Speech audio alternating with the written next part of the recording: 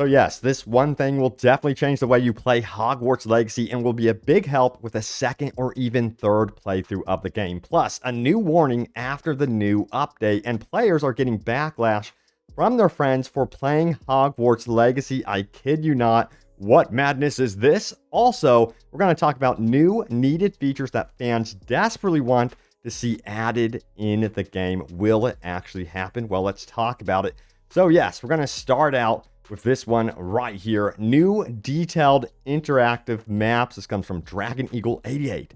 And this is really impressive because they have noticed, yes, there is a lack of features with the current map in Hogwarts Legacy. And they've created an amazing tool, which I am sure is going to help a ton of you. And they go on to say this: hello students, we noticed the current offerings out there were a bit bare bones, so we return with some interactive maps for both the Highlands and Hogsmeade. We've currently mapped, screenshotted, and guided things like infamous foes, tons of collection chests, field guide pages, ancient magic hotspots, treasure vaults, landing platforms, Merlin trials, and a ton more. You could see what they have here available on the map. They also have this really cool to-do list checklist thing where you can actually go in here and determine, that, hey, I have already collected that chest and check mark it off. It is so cool how you can actually do this, and it's extremely detailed. Also, what I love is how it tells you the level requirements, kind of like level requirements for facing off against foes and what to expect in terms of enemy leveling here, which is also a really nice feature. Stuff that is definitely needed with the map, in my opinion, in-game. So it would be cool if they can actually have this sort of detail with the in-game map. But what is here right now, I think is going to be extremely helpful to those of you that are seeking a second playthrough or third playthrough where you have an easier time tracking things. And yeah, go for it. Check it out. And mentioning updates, we're going to talk about the recent update that just happened yesterday for Xbox Series X and PC. It's coming up here in a few days for PlayStation 5 as well. But yeah, there were some significant improvements made to the game, bug fixes to the UI, save game performance, stability on the PC side of things, on Xbox Series X, and with DirectX 12 version. So a lot of stuff going on here, but I have a bit of a warning for you all that have already adjusted, of course, the PC settings through this tip right here. PC performance tips. This gets rid of low FPS dips for me and friends. You may remember this post that I did more recently about how you can actually fix your frame rate by actually applying these changes to the .ini files. Well, if you did that, you're going to want to possibly revert back to the default settings beforehand, because if you keep it, it most likely could be causing you further problems after the patch. We've been seeing a lot of different opinions on this one, by the way. Some people are saying, hey, there's no change to performance.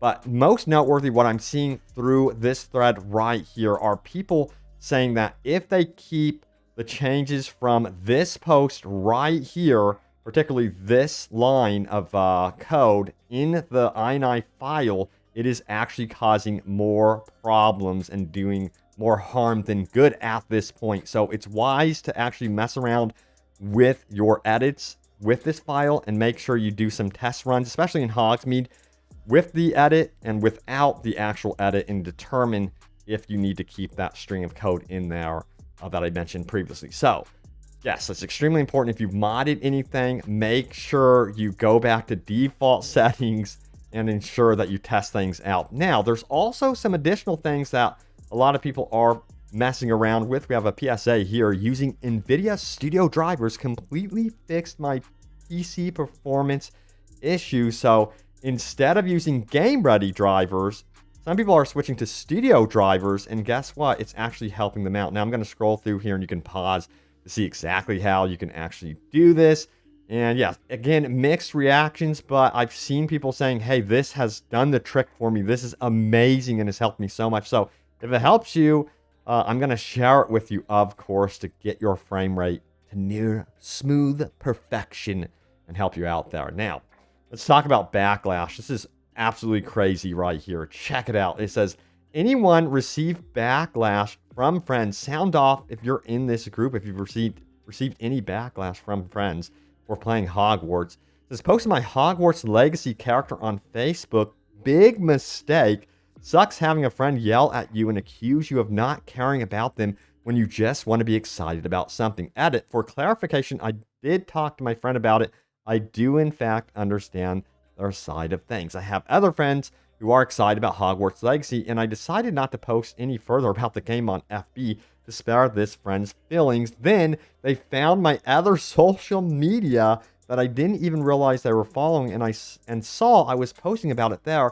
They reiterated that I clearly don't care, they're wrong, and it just sucks that they feel that way. Also, using mentally ill as an insult is not cool. Thanks. Okay, so in my opinion, it sounds like this dude's getting harassed by someone. That's just my personal opinion. He can't even post his Hogwarts Legacy character, and this person is actually hunting him down, I guess you would say, from social media to social media, determining if what he's doing is right or wrong based on the fact if he posts his Hogwarts Legacy character on a social media platform. To me, that's madness. So yeah, I think that's so uncool, and you should be able to freely talk about Hogwarts Legacy. You know what? Talk about it, post about it, have fun with it. No regrets, no hard feelings, just enjoy the game.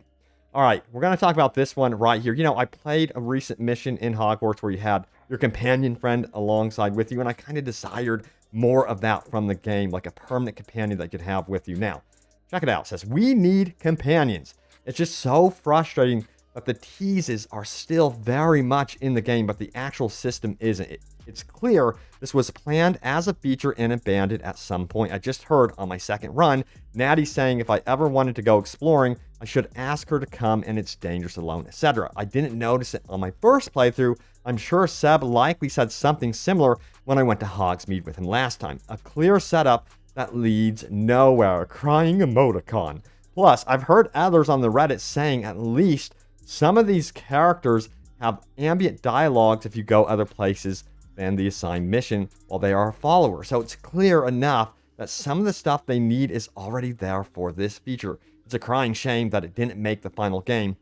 And all I keep wondering is if it will ever be re-implemented in a post-launch update at some point. It's not unheard of for a single-player game to get some upgrades these days. And that is 100% true. If I could think of a game franchise that actually added companions way later on, it's Ghost Recon Breakpoint. I could not believe they added companions. It changed the game completely for me personally and gave me a reason to really revisit the game. So since the framework exists already in Hogwarts Legacy, you know what?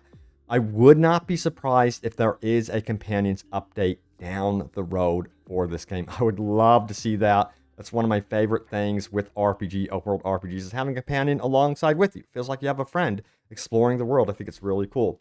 And also, a lot of you guys want to see this right here. To the devs, please add a season switcher for post-game. I heard it locks summer, but I prefer fall and winter aesthetics. The game is too beautiful to not fully appreciate each season anytime you want after you finish the year. Smiley face. Totally agree 100% on this one as well, because they could do it in a way like God of War Ragnarok does its day and nighttime cycle, where you can actually control it by going up to that ritual area.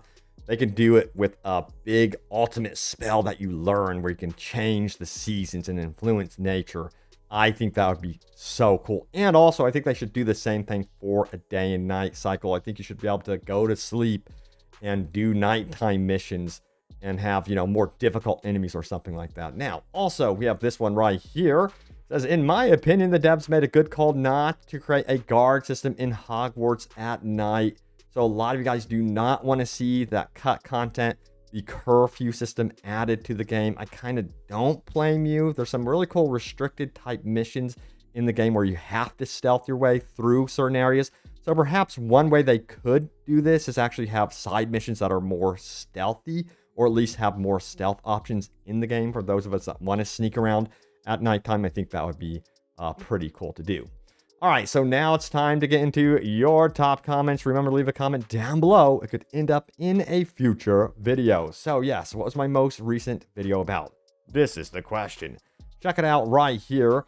It goes on to say this. Hogwarts Legacy is getting a massive new feature thanks to a talented dev mod team from Skyrim. That's Skyrim together. So yes, they're currently developing multiplayer, this talented team, as a multiplayer mod for Hogwarts Legacy. I cannot wait to check that out more, so stay tuned for that. Now, We have Moon, who says this: I would really love a morality system in a sequel, because I remember when getting Crucio, I used it near Professor Fig in a mission, and he didn't even react to it. Agreed. You know, I've tried to get reactions from characters, and to me, it's kind of a bummer they don't have like a morality system, because for me, that's kind of like a big core element of the Harry Potter universe, especially from the movies. They talk a lot about good versus evil, choosing the dark side, that dark path.